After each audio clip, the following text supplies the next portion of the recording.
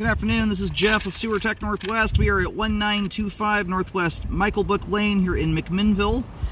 Located up on the rooftop, going down through a 3-inch cast iron vent. We're going to check the overall condition and serviceability of the sanitary sewer line. Water is currently running. We're going to zero out at the base of the vent stack. And the reason we're doing this, the homeowner was beyond kind to hunt down that exterior access point. The hard part is it is buried at extremely deep depth. It's very awkward to get to, and it's right behind an air conditioning unit, so it's very tight space. It's one of those that you'd probably have to bust the hose bands on just to get the cap open. So what I would recommend here, because of how awkward that is to get to, and I do not like the idea of having to constantly dig up dirt that's right next to an AC unit. You run the risk of undermining the soil that supports that AC, and in general, it's a very tricky access point to get to with ease, especially if you ever had to under an emergency scenario during a sewer backup or something like that. So there's an easy option to deal with that. You just need to pop the cap on it and install a riser on top of it to bring it up to ground level. So you've got an access point there that is easier to get to and that does not require digging down almost a foot every time you want to get to it. So I'm hoping this access point allows us here to get through the line okay. And we're checking the overall condition and serviceability of the sanitary sewer line. Water is running. I zeroed out there at the bottom of the vent. Off we go here. And the cap out there on the exterior access point looks like 4-inch diameter cast iron. The vent here is 3-inch, but by the time you leave the house, it looks like the line bells out to 4.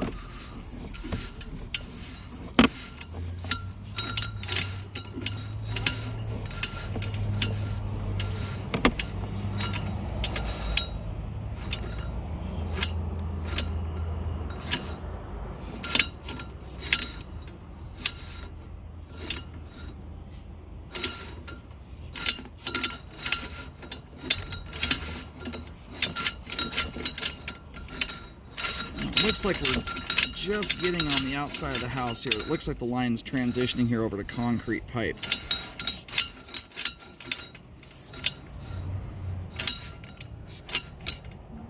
And it almost looks like there's got another Y connection coming in here.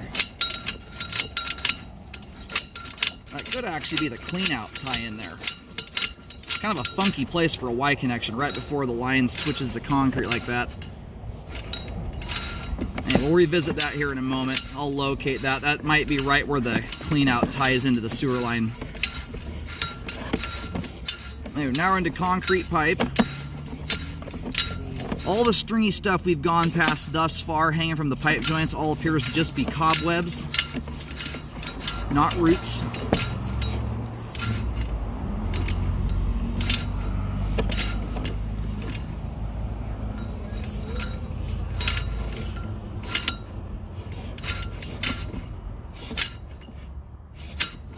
Alright, looks like we got a main lateral on property here.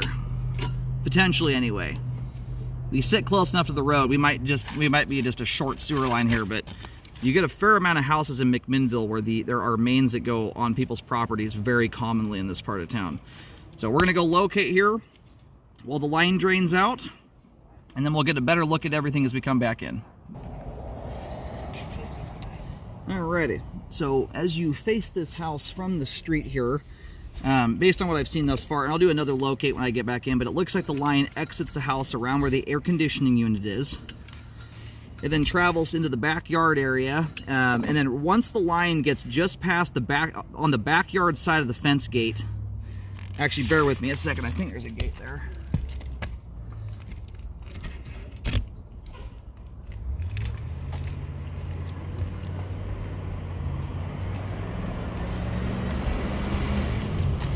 Yeah, anyway, you've got what looks like potentially 2 gates, I think, here. One that's kind of goes to the patio, and then one into the backyard.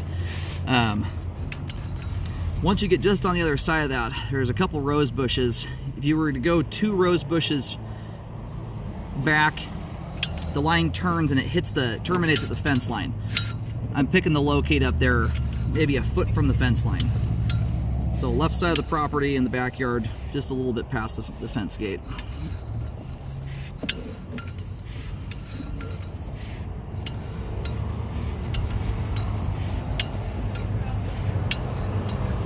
So you might want to keep your eyes peeled through title.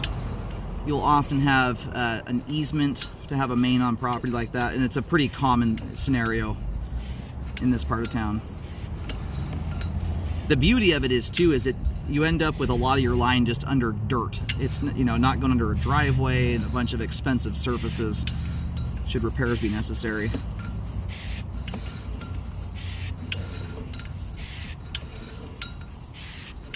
And thus far, all the little stringy items we're going past there at the top of the pipe are just cobwebs. You've got a single... I was going to try and see if I can break this stinking thing loose here. And, you know, you've got what looks like a single tampon caught in the line here. There's no secondary buildup in and around it. You know, it's one that you could certainly clean from the sewer line. In my opinion, though, when I don't see a bunch of buildup on top of it, anything that shows me that's actually leading to anything else hanging up, I hate to put wear and tear on an older sewer line for something like that. So it's kind of annoying that it's there, but it's really not doing much to affect functionality. And there was a joint in particular that I was noticing there towards the end of the line. Line drained out very nicely.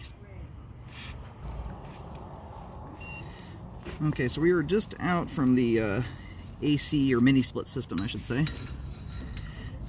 So it looks like we've got a Y that comes in right here. What this is likely, being that we're up against the street out front, it's not one where I'm concerned about party line type stuff. What that likely is there, what it realistically could also be is a test Y connection. It may have nothing to do with either storm system or clean out whatsoever. It's not an uncommon thing whatsoever right before a transition joint. In fact, most sewer lines out there, whether they're old or new, will always have a test T or test Y connection. Usually they're T's that come in at the top of the pipe. At worst, I would say that could be a storm system tie-in.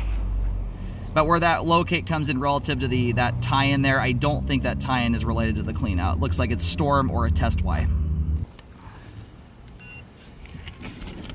All right, just located there, just to get an idea of the trajectory the line takes. So it does indeed, it comes out, looks like underneath the mini split, hangs a turn, shoots into the backyard, and then getting, as it, you know, probably about 5 to 8 feet beyond that little gate that leads into the backyard, the line hangs a turn, a left-hand turn, and hits the main. It looks like the main's running up and down the left side fence line.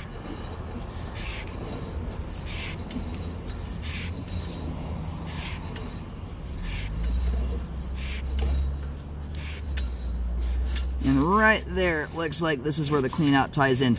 You have some. I'm trying to get this cleared out here.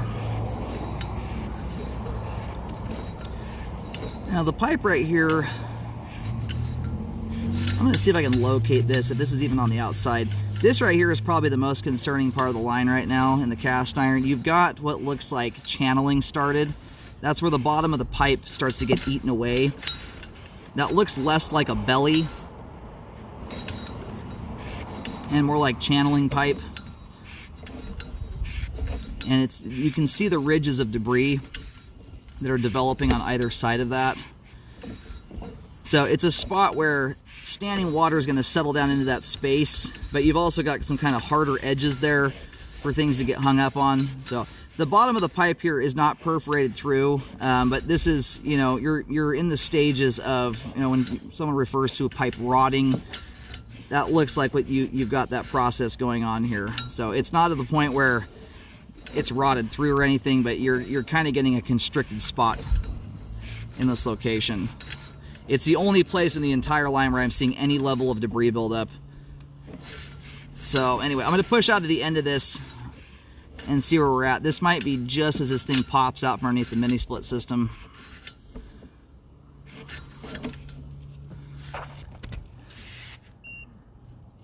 All right, so this is right as the line pops out from underneath the mini split system.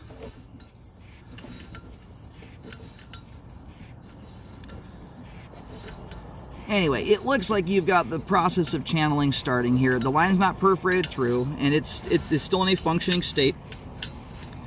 The top of the pipe and sidewalls, by and large, look clean and clear. So I don't see much in the way of signs that that's caused a blockage. But anytime I've got the process of that starting, I'm going to recommend it be fixed. If it's not repaired now, I would plan to do so probably within the next few years or so, predicting when that will, how it'll move along. Some of these things progress slowly, sometimes they go quickly. There's a lot of factors that play into that. So it's something I would certainly plan to repair at some point down the road, just so it doesn't turn into a problematic area. Right now, the only thing that's really building up in here is some grease buildup on the sidewalls. I'm not seeing toilet paper scraps hanging, you know, proper item type things having too big of a problem getting through here. And so where I'm sitting at currently, I can't get directly on top of this spot. It looks like the channeling starts either just inside the foundation wall or potentially right underneath it. So it's almost from the clean out to just on the other side of the mini split. It starts maybe a foot prior to that point. So anyway, if not corrected now, I would plan to do so in the not too distant future, mostly so it doesn't get to a point where it causes issues. And then beyond that, nowadays with trenchless repair systems, if you want to take advantage of one of those, in a case like this where the line is under dirt almost exclusively, you're not always going to get a lot of cost savings, but it's certainly a convenient thing. The other advantage is that it's a jointless pipe product, so you have less propensity for root penetration to get in through them. You want to keep an eye on the sewer line. Rescope it every 2 years or so, and watch for the pipe joints in the concrete to start allowing moisture and dirt to seep through them. That's not going on right now, but it's pretty much the end result of all concrete. If you start to see any shifting or settling, you want to get on that, do a liner on it so you can take advantage of that. You just don't want to let the line get so far gone you can't do it. But either way, you've got a line here that's all under dirt, fairly reasonably simple to get to. As we sit here today, we have adequate flow of the main lateral. All the pipe is intact. We do have some channeling pipe there from about 12 feet to 15 feet. I gotta go back and review the video. I do recommend that be fixed, but as the line sits, it is still a functioning sewer line. That's mostly as a preventative measure to keep things from going awry on you. If you do any corrections on the line, I do highly recommend you rescope to check the work, and you want to do that after the trench is closed to make sure you don't have any settling issues related to that repair of uncompacted soil. Otherwise, the remainder of the sewer line here is held up very nicely, has good flow, and is functioning properly at this time.